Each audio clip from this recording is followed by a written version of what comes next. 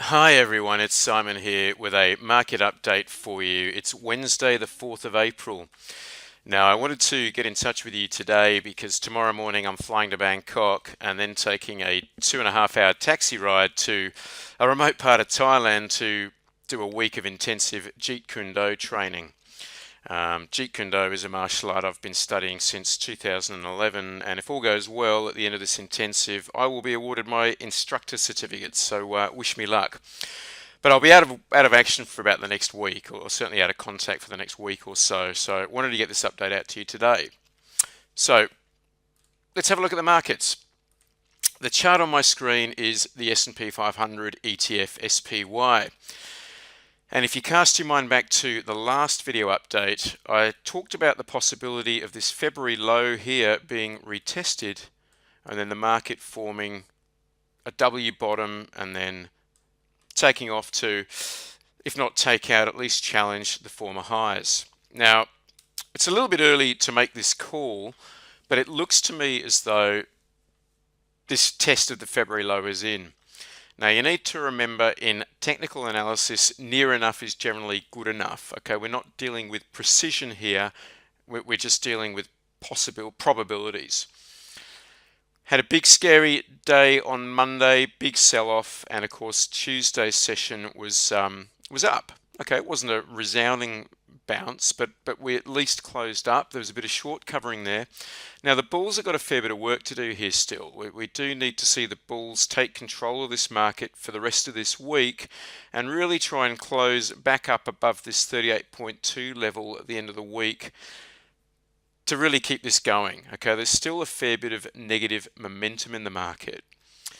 The other thing I want to point out though is look at the 200-day moving average. Okay, it acted as support here, and market action has been pretty much glued to this 200-day moving average, this orange line, for the past week. So it's still acting as a strong level of support.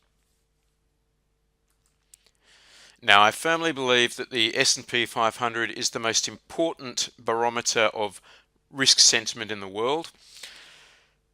One of the other indexes though that's really worth looking at, of course, is the Nasdaq. So let's go over to the triple Qs, which is the ETF over the Nasdaq, and here we can see that whilst the Nasdaq was leading to the upside, it seems to be lagging to the downside. Okay, the Nasdaq is further away from testing its February low, and it hasn't even tested the 200-day moving average yet. Okay, it's quite possible that the Nasdaq has got a little bit more work to do to the downside before finding a bottom. And if we look at some of the major components of the Nasdaq, it'll become clear why. Okay, so Facebook is a big Nasdaq stock. This is a stock we've talked about a lot. It's been in the press a lot. And look at this chart. I mean, it really has broken through all support. It's decisively broken its uptrend.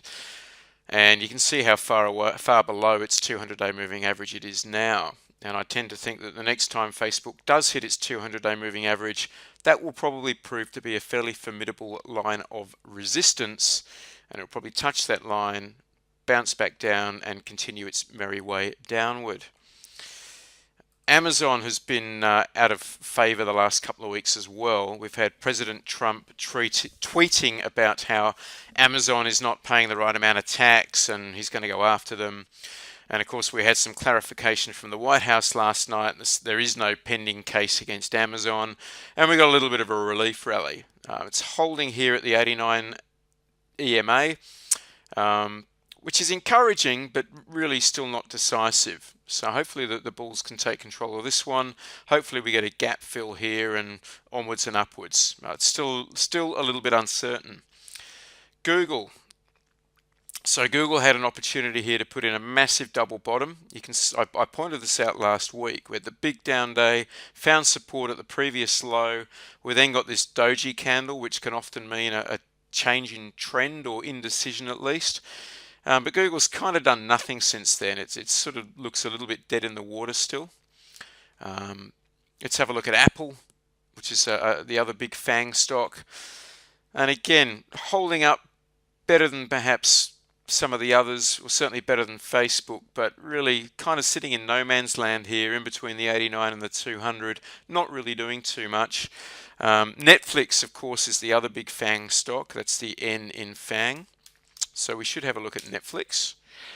And again, holding up somewhat better than some of the others here at the 55-day EMA. But again, we'd like to see the bulls take control of that before getting any more confident on the Nasdaq. So the FANG stock's kind of telling the story of the Nasdaq, right? And obviously tech is a big component of the Nasdaq, and really that's doing nothing terribly exciting either. Again, probably got a little bit more work to do to the downside to test this low and possibly test the 200-day moving average. You've got to remember though that a lot of money, like billions of dollars, is poured into the tech sector over the last several months. Maybe it is time now for tech to have a pause. Maybe it's time for capital to rotate out of the tech sector and into one of the others. Now, what sector will that be? Well, look, we don't know yet, but there are some clues. Remember that millions of Americans are going to get some more money in their wallet this year, over the next few months, as a result of the Trump tax cuts. So maybe, just throwing it out there, maybe consumer discretionary could be the next sector that leads the market out. Consumer discretionary here looks to have tested that low. Look, this was not inspiring market action last night, but it was certainly better than a follow through to the downside. But if we can get 2 or 3 more days of upside here, a bit more short covering, and the bulls can take control of that, maybe we'll see consumer discretionary become the sector that leads the market rather than Nasdaq and tech. I tend to think that Nasdaq is going to lag the S&P now rather than lead it. That's just what I'm sensing here. Remember also that stocks like Amazon and Netflix are consumer discretionary stocks. They're not in the tech sector, they are in the consumer discretionary sector. Now look, I don't think it's going to be consumer staples that lead the way out. This sector is still really trying to pick itself up off the canvas. We looked at this last week and I said it looks as though the bottom could be in here. I still think that that's probably the case, but a sector as bombed out as this is not going to lead the market up. Maybe it could be the financials. Who knows? Financials, we've got this test of the 200-day MA in place. It's tested the February low. Maybe financials will be one of the sectors that leads the market higher. Or maybe it is just the basic industrial stocks. But it's probably not tech anymore, or not for the next few months. That's what I'm thinking. Couple of interesting sectors at the moment. One is real estate, and again we talked about this on last week's video. It's still in this big wedge formation. Which way is it going to break? Still hard to tell. It's probably largely going to be determined by interest rates. Now if bonds sell off from here and interest rates rise, that will not be supportive for REITs. Okay, if we see bonds sell off and interest rates start to rise, you probably find that the real estate sector, the REITs, break to the downside. Now, the bonds are in a sort of a nascent uptrend here. They came off last night, which is consistent with a risk-off behaviour. But if bonds can keep rallying, then I think real estate breaks out to the upside. If, however, bonds look as though they're topping out around this sort of level, and this is the 7 to 20 year bond ETF, if this is the high, you probably find real estate sector sells off from here and breaks to the downside. But given it's a difficult call at the moment, probably the smart way to play this is by buying straddles and buying strangles if you're an options trader. The other sector that looks interesting from a similar sort of perspective is energy. Now, this sector has been range bound since early Feb. It's really just been chopping up and down in a fairly narrow range here. And this is despite the fact that oil has broken out of a wedge to the upside and it looks to be holding up reasonably well. So on the energy sector, again, don't really know which way it's going to break. If I was forced to place a bet, I would say it's going to break to the upside just given what the oil price has done. But again, buying straddles or strangles, being long volatility in a sector like this, is probably the smart way to play this at the moment. You really can't trend trade this until the trend makes itself evident. So at the start of the video, I talked about this potential for a W bottom in the S&P. Okay. Now, it is a little bit premature to make that call, but seeing as I won't speak to you again for the next week, and at the risk of making a fool of myself, I'm going to go with the assumption that the bottom is in on the S&P 500. Okay, I think we've probably had the retest, and I suspect the market is probably headed higher. The thing to look for, though, is that we really do want to see the market at least take out this 38.2 level. So we really want the SPYs to close above 266, hopefully by the end of this week, and that would certainly give some further encouragement to the fact that we've seen the retest and things are in fact headed higher. But there are a couple of other reasons why I'm prepared to give the upside the benefit of the doubt here. The other one is the transports, okay? If you look at the transports last night, up over 2%, that was a pretty solid move there. And quite often, transports can be the first mover in situations like this. The other thing I want to share with you is, look, a good friend of mine, he works for Morgan Stanley in London. He's involved in hedge fund sales, and he's part of my sort of global outreach of contacts that I talk to. He sent me some interesting research last night. Now, I can't share with you what he sent me, but the guts of it have actually turned up on Zero Hedge. If you go to zerohedge.com, there's this story here: Morgan Stanley, retail is quietly fleeing the market. Now, Zero Hedge tends to be a very bearish website. They're very much of the, you got to buy gold and canned food and guns sort of mentality.